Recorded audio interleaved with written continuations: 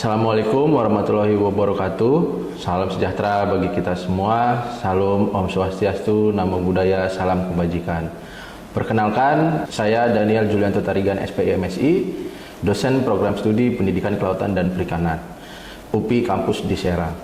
Video ini merupakan video pernyataan diri dosen dalam unjuk kerja Tridharma Perguruan Tinggi atau PDD UKT-PT dalam bidang pengajaran yang bertujuan untuk memenuhi prasyarat sertifikasi dosen tahun 2025.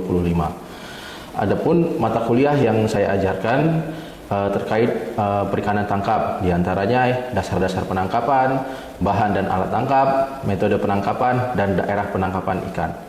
Salah satu mata kuliah yang saya ampu saat ini yaitu bahan dan alat tangkap. Mata kuliah ini merupakan mata kuliah keahlian program studi Pendidikan Kelautan dan Perikanan yang memiliki sejumlah bobot 3 SKS, di mana terdiri dari teori dan praktikum, serta ditempuh pada semester ganjil. Mata kuliah ini disampaikan dalam 16 pertemuan, tatap muka atau tatap maya, dengan rincian beban perkuliahan tatap muka atau tatap maya 3 kali 50 menit, belajar mandiri, dan tugas terstruktur. Mata kuliah bahan dan alat tangkap mengkaji tentang bahan dan alat tangkap yang ada di Indonesia.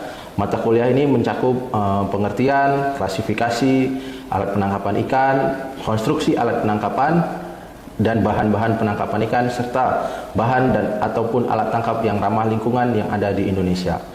Kuliah disertai dengan praktikum dan di laboratorium sumber daya kelautan dan perikanan, serta di lingkungan pesisir Karangantu. Mata kuliah ini membekali mahasiswa dengan wawasan dan pemahaman konsep-konsep serta praktik yang berhubungan dengan bahan ataupun alat tangkap di bidang perikanan tangkap.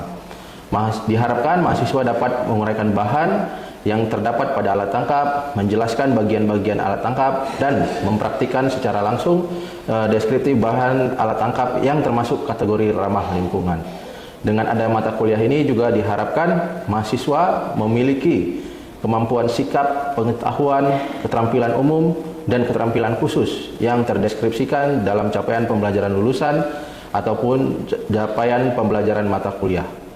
Adapun materi perkuliahan bahan dan alat tangkap meliputi konsep dalam bahan tangkap alami dan bahan alat tangkap buatan, serta perkembangan konstruksi dan bagian-bagian alat penangkapan jaring hela, penggaruk, dan jaring angkat, perkembangan konstruksi dan bagian-bagian alat penangkapan ikan yang dijatuhkan, ditebarkan, dan jaring insang, perkembangan konstruksi dan bagian-bagian alat penangkapan ikan perangkap, pancing, dan alat penangkapan ikan lainnya. Kemudian perkembangan bahan alat tangkap di Indonesia terkait dengan konstruksi dan bagian-bagian alat penangkapan ikan jaring lingkar dan jaring tarik. Serta juga ada proses identifikasi, analisis, dan evaluasi daripada bahan alat tangkap tersebut. Di akhir akan adanya artikel di mana akan diajarkan forma artikel, ruang lingkup artikel, struktur penulisan dan referensi daripada artikel, dan di akhir dari perkuliahan ini akan diadakan proses tahapan submit jurnal artikel pada jurnal nasional. Sistem pembelajaran ini dilakukan secara sinkronus dan asinkronus, tetap muka secara luring di kelas ataupun di ruang laboratorium, Zoom dan meeting secara asinkronus berupa belajar mandiri dan tugas terstruktur yang dapat diakses mahasiswa melalui Learning Management System UPI, yaitu SPOT ataupun sistem pembelajaran online terpadu. Berbagai materi dan tugas perkuliahan dapat diakses dan diunduh oleh mahasiswa pada SPOT materi kuliah bahan dan alat tangkap. Kemudian evaluasi akan dilakukan melalui UTS dan UAS, keaktifan peserta melalui absen ataupun diskusi ataupun tanya jawab, kemudian pengetahuan kognitif melalui tugas, dan terakhir adalah artikel ilmiah. Assalamualaikum warahmatullahi wabarakatuh. Waalaikumsalam warahmatullahi wabarakatuh. Oke, bagaimana kabarnya hari ini, mahasiswa? Baik ya, oke. Sebelum memulai pelajaran, ada baiknya kita berdoa terlebih dahulu ya. Sebelum kita memulai pembelajaran pada hari ini, berdoa menurut kepercayaan masing-masing. Berdoa dimulai, doa selesai. Oke. Baik, ini ada yang tidak hadir nggak mahasiswanya? Ada. Panjul. Ya, sakit. Panjulnya di mana? Sakit, Pak. Sakitnya sakit apa? Demam berdarah, Pak. Oh, demam berdarah ya. Memang saat ini sedang musim demam berdarah. Jadi nanti tolong dijenguk ya. Materi kemarin kita belajar tentang apa? Kalau minggu lalu ada yang diingat kembali? Jaring lingkar. Jaring lingkar itu atau pursen ya, biasa disebut. Apa yang Anda tangkap sebagai mahasiswa di sini? Cara penggunaannya, Pak. Ya. Cara penggunaan. Ya, ada yang pakai 2 kapal, ada yang pakai 1 kapal. Oke, baik, dari bagian 1 kapal ada yang 2 kapal. Nah, lebih efektif yang mana kalau? Kenapa 2 kapal? Waktunya lebih cepat. Waktunya lebih cepat dan mungkin hasil tangkapannya juga lebih banyak ya. Kalau karena 1 kapal kan dia hanya melingkar 1 kali saja sehingga dia membutuhkan effort yang banyak. Kemudian ada yang tahu hari ini belajar tentang apa? Gilnet kali ya, Pak? Gilnet. Ya. Gilnet, oke, baik. Betul sekali ya, kita hari ini belajar tentang Gilnet. Berarti kalian sebenarnya baca ya materi-materi dari saya yang sudah saya share di spot ya. Bahan dan alat tangkap, bagian daripada Gilnet. Sebelum masuk ke sana, ada yang sudah baca nggak tentang Gilnet itu apa? Jaring insang. Jaring insang. Kalau jaring insang itu bentuknya gimana? Ada yang tahu tidak? Segi panjang, kemudian dia membentang ya. Nah, sebenarnya ada pertanyaan juga. Bagusan kita pasang vertikal apa horizontal? Kok vertikal?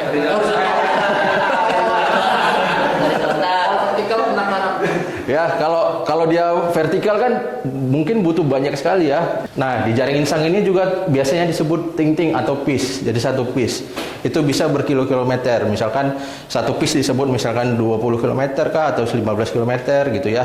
Jadi sangat panjang sekali ya. Bisa dibayangkan kalau kilometer di laut sama di darat dibandingkan mungkin dari UPI ke ini ya, ke MOS ya, ke MOS ya. Mungkin seperti itu ya untuk daripada jaring insang tersebut.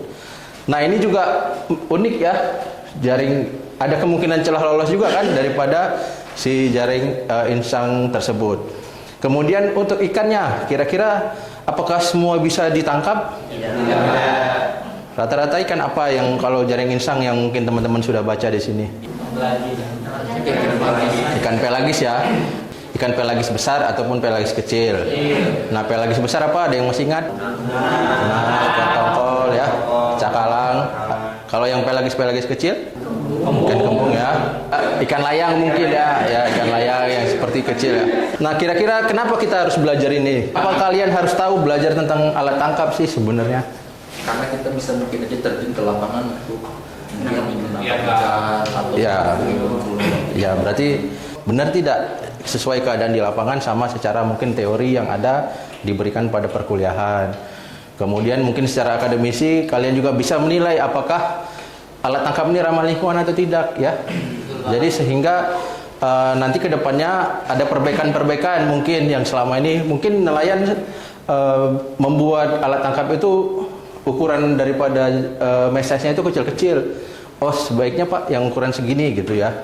Ukuran daripada mesesnya misalkan 2,5 inch atau misalkan 2 inch gitu ya untuk ikan-ikan tertentu. Misalkan di daerah Karangantu sama di daerah Jakarta lebih bagus pasang di manakah?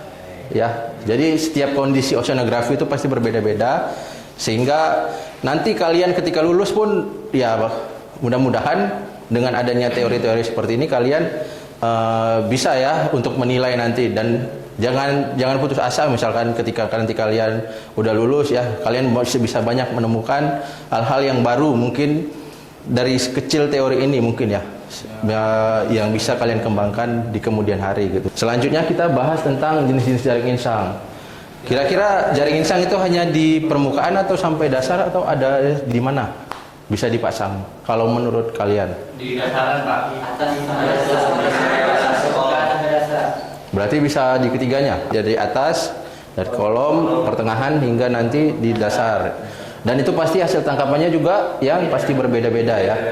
Nah, tapi kan ada pertanyaan nih, di Indonesia ini tidak mungkin kita menangkap 1 ikan saja ya. Ya pasti semua jaring pasti banyak menangkap ikan. Nah, tapi nanti itu ada di mata kuliah selanjutnya, mungkin di metode penangkapan, bagaimana nanti kita menilai kriteria daripada ramah lingkungan. Ada 9 kriteria ya nanti dari FAO. Nanti kalian mungkin akan praktek juga untuk kedepannya. Nah, nanti kita akan bahas di pertemuan mata kuliah selanjutnya. Nah, ini ada jaring insang tetap dengan singkatan JNS dan kode 07.1. Sebenarnya dari peraturan sebenarnya sudah baik ya diatur oleh Permen 18 tahun 2021 tentang KKP di KKP ya. Kalau yang penangkapan ikan terukur ada yang tahu? Silakan dibaca ya, penangkapan ikan terukur itu bagaimana. Jadi Anda nanti dibagi 3 zona wilayah, zona barat, zona di tengah sama zona timur. Nah, nanti itu tiap masing-masing itu ada kuotanya. Jadi sehingga nanti kita tidak sembarang lagi bisa menangkap ikan. Jadi semua nanti akan diatur di dalam permen daripada penangkapan ikan terukur tersebut. Ya, ini ada jenis kedua yaitu jaring insang hanyut. Kalau dilihat dia betul-betulan hanyut ya. Hanyut berarti terbawa arus. Nah, berarti yang perlu diperhatikan di sini apa? Kondisi daripada arusnya ya. Jangan arusnya ketika arusnya sangat besar nanti dia akan membalikkan daripada dan hasilnya ikannya tidak ada gitu ya. Nah, jadi betul-betul nanti ketika memakai alat tangkap ini harus diperhatikan diletakkannya di mana, kondisi arusnya, karena pasti alat tangkap berhubungan erat dengan kondisi daripada oceanografi yang ada di sekitar perairan tersebut ya. Kemudian jaring insang lingkar dengan cara ditakut-takuti ya. Jadi biasanya nelayan itu turun ke bawah, dia akan menakut-nakuti daripada ikan sehingga nanti dia panik sehingga melingkar ya, sehingga si nelayan menjerat daripada ikan tersebut. Jaring insang lingkar, kemudian jaring insang berpancang dengan singkatan JNF. Nah, ini ada kode-kodenya. Ini sebenarnya dari ke peraturan menteri sudah ada semua ya. Nanti bisa dilihat di sana. Nanti saya bagikan juga daripada materi perkuliahan ini. Kemudian ada jaring insang berlapis ya. Nah, kemudian ada jaring insang kombinasi. Tadi ada jaring insang apa? Berlapis, berpancang, jaring insang hanyut, jaring insang lingkar ya, dan jaring insang tetap tadi ya, bisa banyak ya. Ini ada 6 yang kombinasi juga ada. Kemudian, nah ini jaring insang tadi kan ada yang berlapis ya. Nah, biasanya itu ada 1 lapis, 2 lapis, sampai 3 lapis. Jaring insang mungkin jaring insang tremel net atau biasa disebut 3 lapis itu mungkin lebih banyak menangkap udang-udangan. Mungkin di Karangan tuh ada ini saya observasi kemarin kayaknya ada itu kalau jaring insang 3 lapis. Ini adalah contohnya yang 2 lapis dan 3 lapis. Nah, kita lanjut ke konstruksi jaringnya. Kita bisa lihat ada pelampung. Nah, kalau pasti jaring itu pasti biasa ada pelampung pemberat. Ada tali iris atas dan tali iris bawah ya. Dan juga ada mata jaring bagian dalam dan juga bagian luar. Berarti ini yang kalau nggak yang 2 ataupun yang 3. Nah, itu jadi nanti ada mata jaring penguatnya. Jadi sehingga jaring tersebut biar dia kuat, kokoh di bawah gitu kan. Nah, itu jadi ibarat jaring bulu tangkis ya. Kan dikasih beratnya kan diikat gitu kan. Nah, ini diikat dengan pemberat. Nah, pemberatnya biasanya apa yang bagusnya? Nah, kalau ya timah ya. Ya benar ya, timah. Bisa batu. Nah, biasa memang nelayan menggunakan yang paling murah ya. Yaitu batu. Bisa saja batu-batu di darat ya. Kemudian ini ditulis oleh Marta Suganda tahun 2010, digambar oleh beliau. Nah, ini adalah contoh daripada jaring insang gillnet. Ya, jadi nanti ketika ke lapangan kalian tidak bingung lagi. Ketika nanti, oh ini kok kenapa tidak ada mata jaring penguatnya ya? Ini kenapa cuman ada tali iris atas, tali iris bawahnya di mana gitu ya? Berarti ini nanti bisa kalian simpulkan bahwa masih kurang layak atau kurang sesuai ya. Nah, ini tadi posisi jaring gillnet di perairan ya, ada permukaan, pertengahan, dan juga ada gillnet dasar. Nah, selanjutnya sebelum sampai sini ada yang ingin tanyakan nggak tentang jaring insang? Oh ya, untuk bahannya ya. Bahannya ada yang tahu? Bahan? Polietilen atau ya bisa polietilen bisa atau poliamida atau sekarang namanya gillnet millennium. Jadi dibuat dari bahan-bahan yang lebih tipis lagi ya daripada polipilen atau polietilen gitu ya. Seolah-olah si ikan itu tidak terlihat, dia tidak bisa melihat jaring padahal di situ ada jaringnya gitu. Ya, jadi kayak di prank ya betul ya Pak. Oke. Ada lagi? Oh iya Pak, mau tanya itu kalau jaring insang itu termasuknya alat tangkap pasif atau aktif Pak? Oke, baik. Ada yang mau jawab? Alat tangkap pasif atau aktif sebenarnya? Pasif Pak. Pasif ya. Kalau saya bilang ada yang pasif, ada yang aktif juga sebenarnya. Karena kan ada yang melingkar tadi ya. Oh iya, benar juga. Nah, jadi itu jangan salah mengartikan bahwa semua alat tangkap jaring insang itu adalah yang pasif. Nah, bergantung daripada tipenya dan kegunaannya ya. Tadi kalau ada yang melingkar itu berarti dia harus aktif kan? Ya, seperti itu. Tapi secara umum biasanya memang yang pasif ya. Oke, selanjutnya jaring angkat. Ada yang tahu jaring angkat udah pernah lihat belum?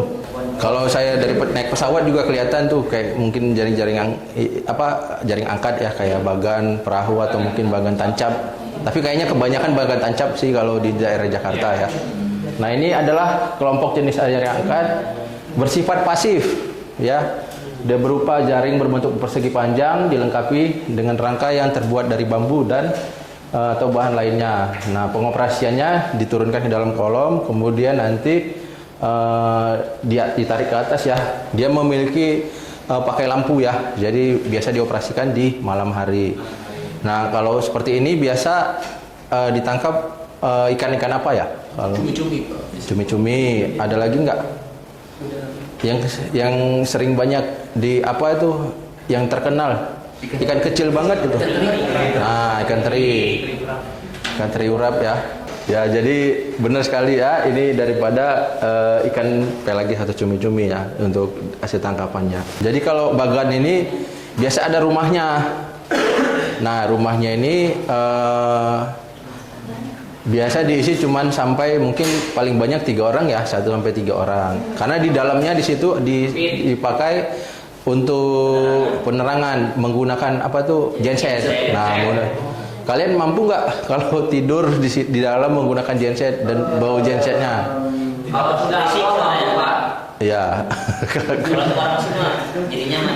Jadi nyaman kan. Jadi kalau 1-2 orang nggak apa-apa, kayaknya kalau sampai 5 orang di dalam wah bagus sekali ya, sumpek ya.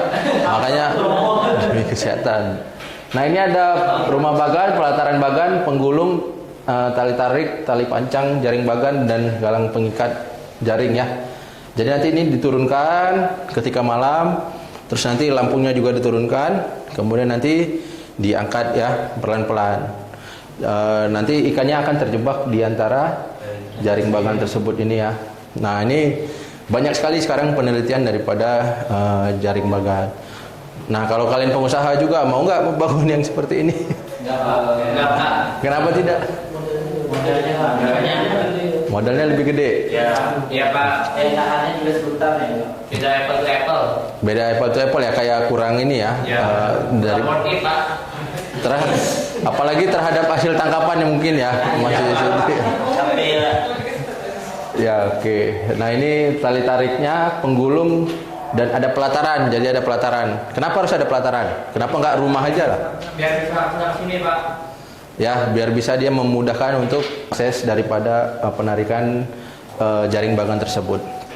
Oke. Selanjutnya ada jenis-jenisnya ya.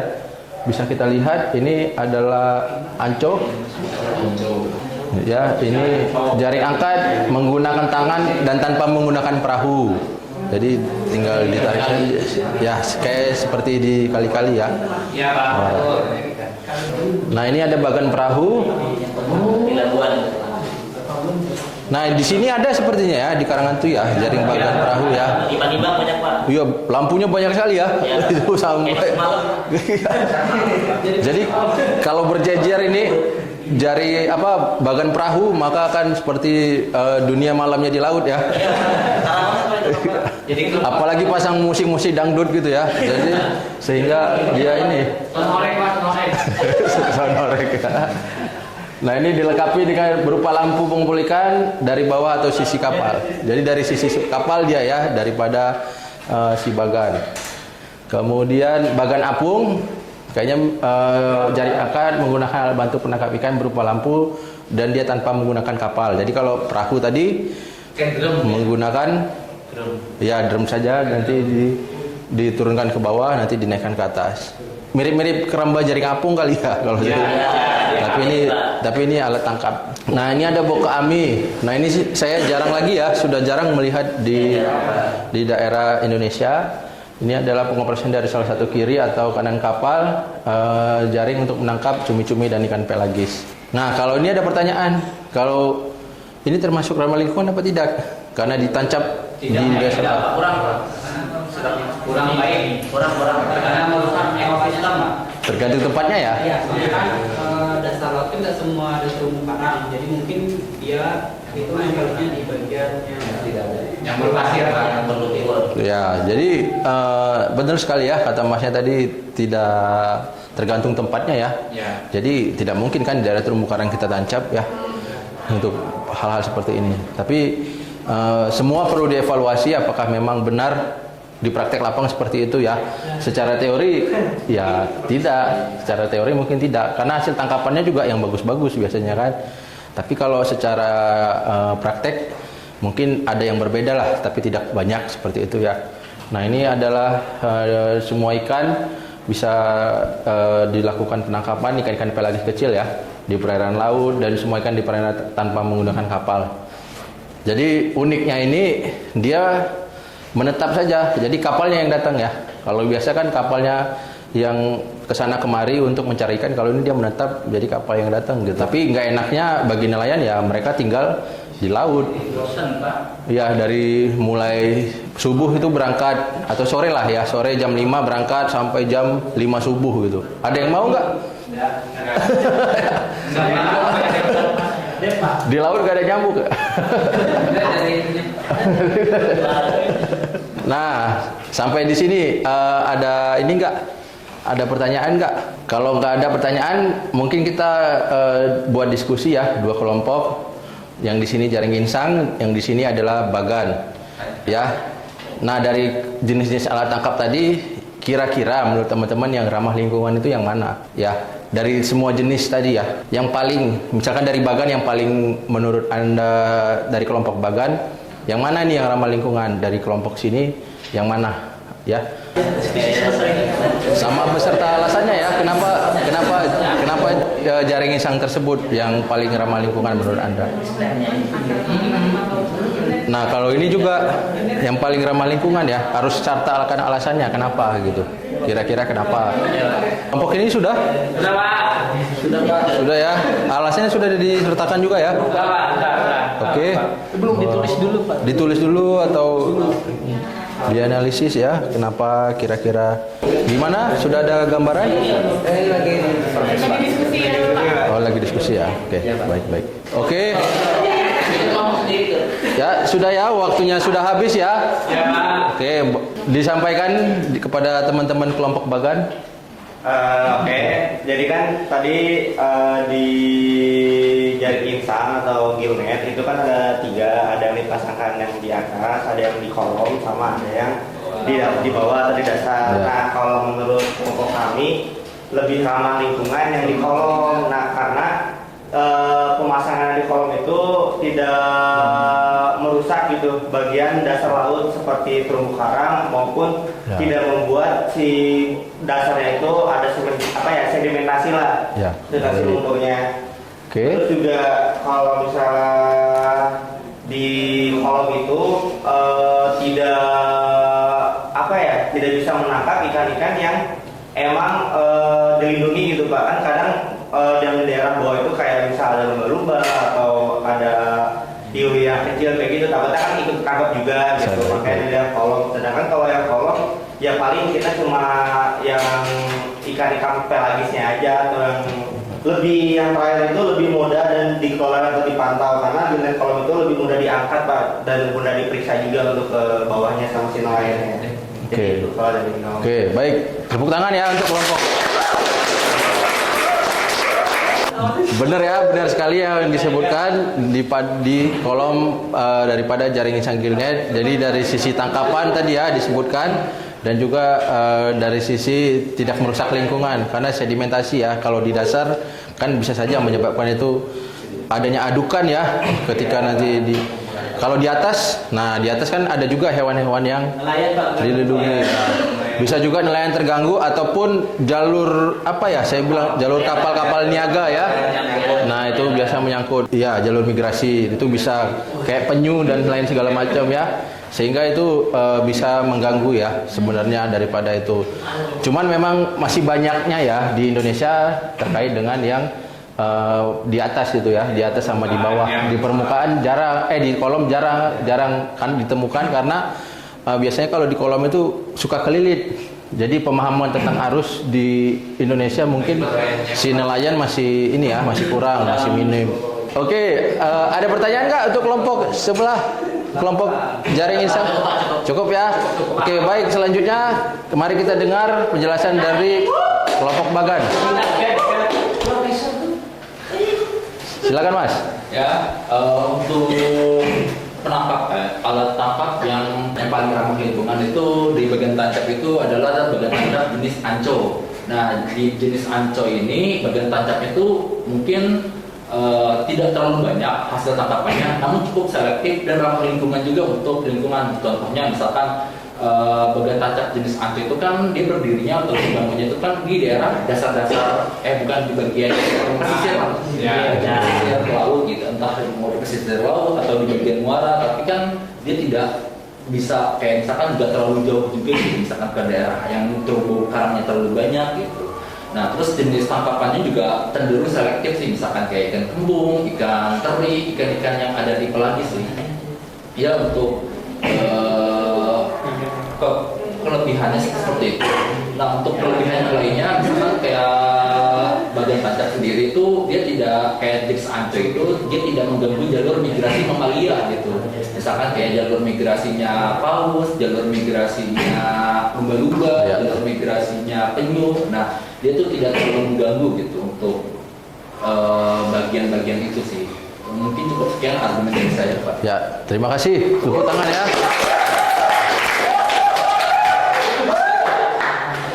Ya, saya mau koreksi dikit ya. Jadi sebenarnya bukan bagan tancap anco namanya ya. Namanya anco saja. Jadi alat tangkap anco, bukan ada bagan tancapnya ya. Karena bagan tancap itu kan tadi tersendiri gitu ya. Nah, itu jadi jadi anco ya. Nah, untuk itu ramah lingkungan apa tidak? Jawabannya ramah lingkungan ya, termasuk ramah lingkungan disertakan tadi alasan-alasannya. Sebenarnya semua yang alat tangkap itu kalau menurut saya pribadi itu ramah lingkungan, asalkan secara teori dia dipakai dengan benar oleh nelayan dan di kondisi perairan di mana nelayan gunakan itu benar-benar ya. Kadang kan kita nggak mungkin juga nelayan kan memakai alat tangkap itu di misalkan jaring di terumbu karang. Kan tidak masuk akal juga ya, karena pasti koyak dong jaringnya kan gitu ya, merusak ya. Nah, kadang atau misalkan lebih ke alat tangkap selanjutnya ya, mungkin nanti kita belajar bubu juga. Sementara bubu itu ramah lingkungan ya kata orang ya, tapi sebenarnya untuk meletakkan bubu itu diinjek nggak karangnya? Nah, itu kan yang jadi pertanyaan kan. Nah, itu banyak pertanyaan di kalangan akademisi, sebenarnya masih ramah lingkungan apa tidak. Oke, ada yang mau berikan kesimpulan? Kesimpulannya untuk hari ini, karena kita hari ini belajar alat tangkap, gillnet dan bagian tancap. Kesimpulannya ada dari gillnet itu beberapa emang ada yang tidak ramah lingkungan dan ramah lingkungan. Ya. Yang ramah lingkungan tadi contohnya yang sudah dijelaskan oleh kelompok saya, yaitu yang kolam ya, yang kolam. Dan yang bagian tancap tadi yang anco. Gitu. Ya, kurang ramah lingkungan ya. Oke. Ya. Untuk jenis-jenisnya tadi gillnet ada 6, ada yang melingkar dan banyak lainnya. Lalu di gillnet juga ada yang gillnet 1 lapis, 2 lapis dan 3 lapis. Lalu di bagan tancap tadi jenis ada 3, ada anco, bagan tancap dan juga ada lain-lain. Nah, mungkin itu saja. Oke, terima kasih ya, tepuk tangan ya. Oke, mungkin cukup sekian pertemuan kali ini. Mohon maaf ya kalau ada salah kata ataupun salah ucapan ataupun salah tindakan. Saya akhiri. Selamat sore semuanya. Assalamualaikum warahmatullahi wabarakatuh.